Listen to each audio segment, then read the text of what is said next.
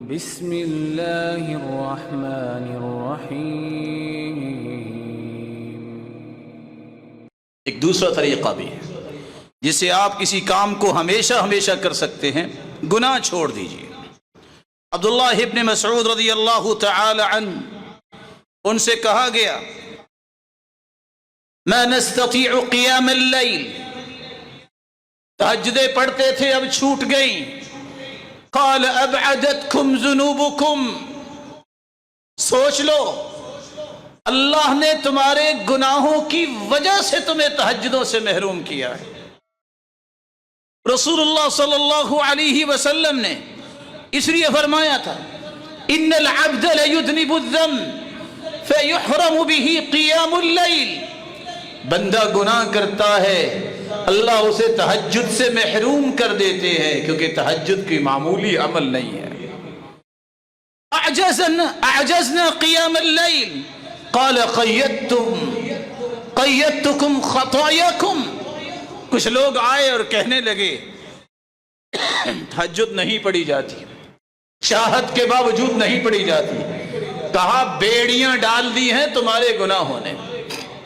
گناہ کیا ہے؟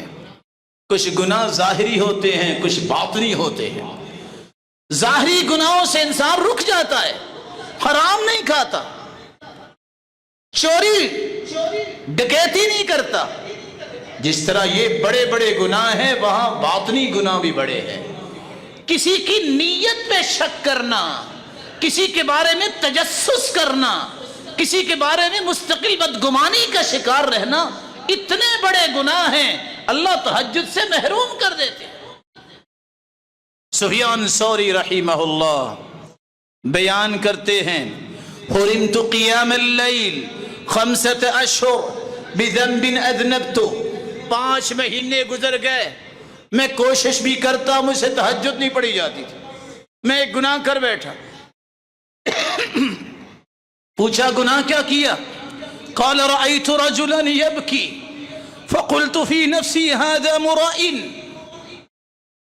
میں نے ایک آدمی کو دیکھا وہ اللہ کے خوف سے رو رہا تھا، میرے دل میں خیال آیا یہ ریاکاری کر رہا ہے۔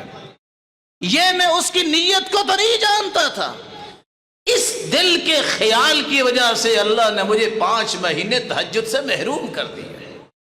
الاصل فی المؤمن العدالہ، مومن کی اصلیت یہ ہے کہ وہ عادل ہے جب تک کوئی چیز ظاہر نہ ہو جائے۔ کسی کے دل چیرنے کی باتیں نہ کرو، وہ اللہ جانتا ہے دل میں کیا ہے۔ کسی کی نیتوں پہ حملے نہ کرو، وہ اللہ جانتا ہے کہ کس کی نیت کیسی ہے۔ نحن نحکم بالظواہر واللہ یتولی السرائر، سیدنا عمر کہا کرتے تھے ہم تو ظاہر پہ حکم لگائیں گے، باطن کو تو اللہ جانتا ہے، باطن کے بارے میں ہم کوئی بات نہیں کریں گے۔ نہ جانے کہنے والے سے جس کے بارے میں کہہ رہا ہے وہ 1000 گنا افضل ہو۔ میں کسی کے بارے میں بات کرتا ہوں، وہ مجھ سے 1000 گنا افضل ہو سکتا ہے۔ یہی صحابہ کرام کا طریقہ اور شان تھی، وہ دوسرے کو اپنے سے حقیر نہیں سمجھتے تھے، بلکہ کہتے تھے وہ مجھ سے اچھا ہے، ہوا خیر منی، وہ مجھ سے اچھا اور خیر والا ہے۔ اللہ تعالیٰ اسی طرح کا ذہن ہر ایک کو نصیب فرمائے۔